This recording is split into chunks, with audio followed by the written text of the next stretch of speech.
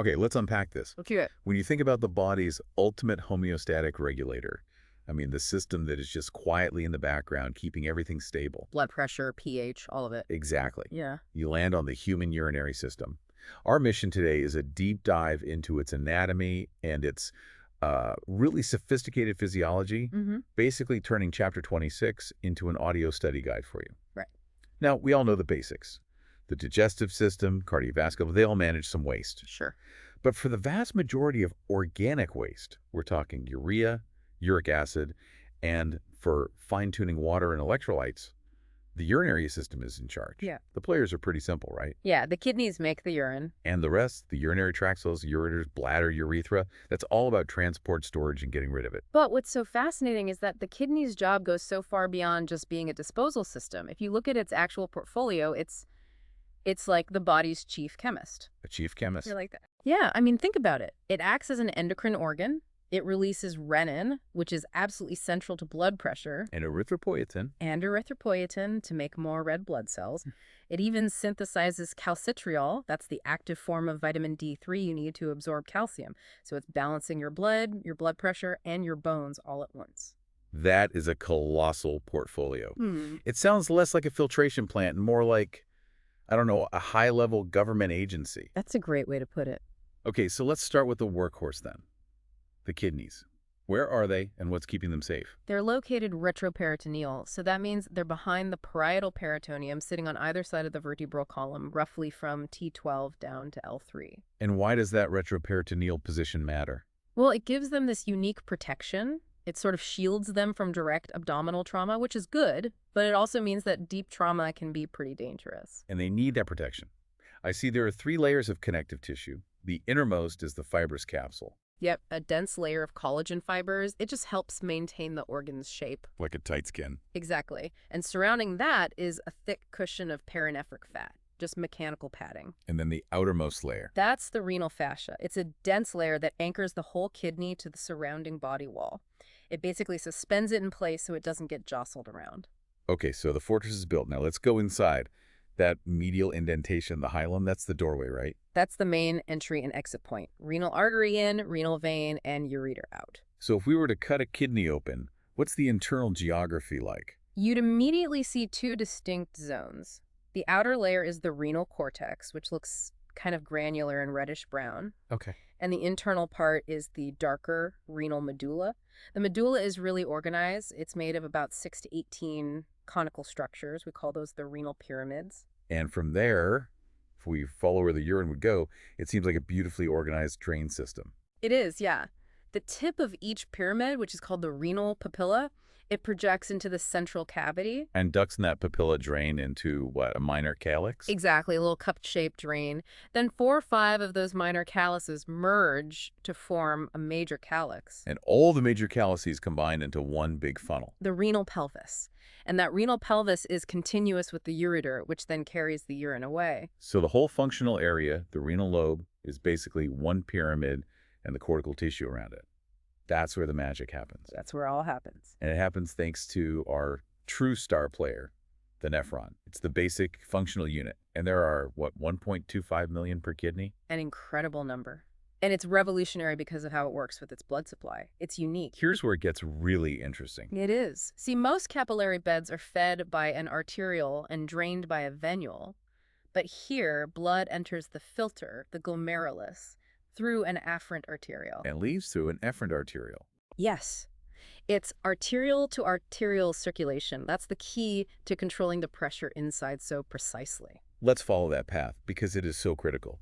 From the main renal artery, blood flows through the intralobar arteries. Right, up through the renal columns. And then it curves over the top of the pyramids in the arcuate arteries before branching into the cortical radiate arteries that finally supply that afferent arteriole. And then, after filtration, the blood leaves through the efferent arteriole and goes into a second set of capillaries. The peritubular capillaries, or the vasa recta. Right. And that's where all the good stuff that gets reabsorbed, the water, the nutrients, re-enters the blood.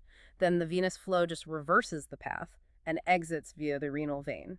Now, you mentioned there are 2 types of nephrons. Correct. About 85% of them are cortical nephrons. They're mostly in the cortex, short loops. They do most of the basic reabsorption and secretion. But the other 15% are the juxtamedullary nephrons. And these are the heroes of water conservation. Yeah, they sit deeper, and their long nephron loops plunge way down into the medulla. They are absolutely essential for producing concentrated urine. And all of this is regulated by the nervous system. Sympathetic nerves control blood flow, renin release, and even directly stimulate water and sodium reabsorption.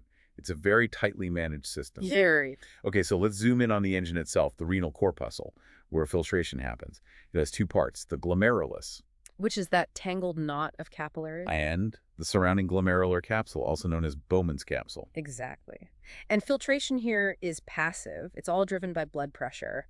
But it's also incredibly selective because of the filtration membrane. Which has three key barriers. What's barrier number one? The capillary endothelium itself. These are fenestrated capillaries, meaning they have pores, so water and small solids get through, but blood cells are blocked. Too big to fit. Too big. Then barrier 2 is the basal lamina, or dense layer. This restricts the larger plasma proteins. And the third barrier is where the real precision comes in, the glomerular epithelium. Which is made of these amazing specialized cells called podocytes. Their long feet wrap around the capillaries, creating these incredibly narrow gaps called filtration slits. And that's the final gatekeeper. That's the final gatekeeper. It ensures that pretty much all remaining plasma proteins are blocked, leaving you with a filtrate that's almost entirely protein-free. And here's a crucial clinical insight from our sources. We used to think these podocytes were just passive filters, but it turns out podocyte damage can actually trigger physical changes in the capillaries themselves. Right. They're not just sieves, they're structural custodians for the whole filtration unit. It's a really active role. Okay, so we've got this protein-free filtrate, but here's the problem, right? Huge problem. That filtrate is full of useful things. Glucose, amino acids, salts, and a ton of water that we absolutely need to keep. So filtration alone is not enough. The rest of the nephron's job is to reclaim the good stuff. And secrete any leftover bad stuff. It's all about selective reabsorption and secretion now. First stop, the Proximal Convoluted Tubule, or PCT. This is the reabsorption powerhouse. It is. Its cells are covered in microvilli to maximize surface area, and its job is to reclaim virtually all the organic nutrients, glucose, amino acids, all of it, plus about 60% of the water and ions. If your PCT fails, you lose valuable energy and electrolytes fast. Next up is the Nephron Loop, or the loop of Henlo. This is the key to concentration. What's its secret? Well, it reclaims another 25% of the water, but its critical role is setting up a massive concentration gradient in the medulla How does it do that? by actively pumping sodium and chloride ions out of its thick ascending limb. This makes the interstitial fluid in the medulla incredibly salty, up to 1,200 millismoles. That's 4 times the concentration of your blood plasma. And that hyper-concentrated environment is the secret weapon. It is. Because later on, that high solute concentration will be used to draw water out of the collecting ducts by osmosis. The vasorectal capillaries then soak that water up and return it to circulation. So after the loop, we hit the Distal Convoluted Tubule, the DCT, and its job is different. Very different. The DCT's primary function is secretion, actively pumping things like ions, acids, drugs, toxins into the fluid for disposal. It does do some selective reabsorption too, but that's mostly under hormonal control. Speaking of control, let's talk about the Juxtaglomerular Complex, the JGA. It's like the nephron's control center. It really is. It's an endocrine structure right near the corpuscle. It has macula densa cells in the DCT that monitor salt concentration. And the juxtaglomerular cells in the wall of the afferent arteriole. Yep, which are actually smooth muscle fibers. When blood pressure or flow drops, the JGA releases renin to kick off that whole blood pressure cascade. It also releases erythropoietin if oxygen is low. It's watching everything. So the final stop for any modification is the collecting system. Right, the collecting ducts. This is where the final adjustments to urine volume and concentration are made. And this is all controlled by ADH, antidiuretic hormone. Exactly. High levels of ADH make the collecting ducts permeable to water. Because of that super salty medulla we created, water just rushes out, gets reabsorbed, and you produce a small volume of highly concentrated urine. And if ADH is low, the ducts stay impermeable and you flush out lots of dilute urine. You got it. That's the final control knob. So once that fluid enters the minor calyx, modification is over. Now it's just about transport, storage, and elimination. Correct. And the lining of this whole system, calyces, ureters, bladder, is a special transitional epithelium that can stretch. The ureters themselves are muscular tubes. They are about 30 centimeters long, and they use peristalsis, little muscular contractions, to push urine to the bladder every 30 seconds or so. They don't just rely on gravity. And they enter the bladder at an angle, which is a clever bit of design. It's a key anatomical detail. It creates a slit-like opening that acts as a one-way valve. When the bladder contracts and pressure builds, it seals the opening shut and prevents urine from backing up into the kidneys. Smart. The bladder itself is just a muscular storage tank that can hold up to a liter. And that muscular wall is called the detrusor muscle. Inside, you have a smooth triangular area called the trigone that funnels urine towards the exit. Which is guarded by two sphincters. The first one, the internal urethral sphincter, is involuntary, right? Correct. It's smooth muscle. You have no conscious control over it. But the second one, the external urethral sphincter, is skeletal muscle. Which means it's under voluntary control via the pudendal nerve. The micturition reflex kicks in when the bladder stretches to about 200 millilels, but you consciously decide to relax that external sphincter to allow urination. Let's touch on the clinical side before we wrap. UTIs, urinary tract infections, are incredibly common. Especially in women, because the female urethra is much shorter, making it easier for bacteria like E. coli to reach the bladder. And the terms, inflammation of the urethra is urethritis. Urethritis and bladder inflammation is cystitis, which causes that painful urination we call dysuria. If it's not treated, the infection can climb up the ureters, Causing pyelitis in the renal pelvis, or even pyelonephritis if it gets into the kidney itself. which is very serious. We also see blockages like kidney stones or calculi. Right, those are deposits of calcium or uric acid crystals that can be excruciatingly painful to pass. Luckily, a device called a lithotripter can often use shock waves to shatter them non-surgically. And for chronic renal failure. We have dialysis. Hemodialysis uses a machine, an artificial membrane, to clean the blood.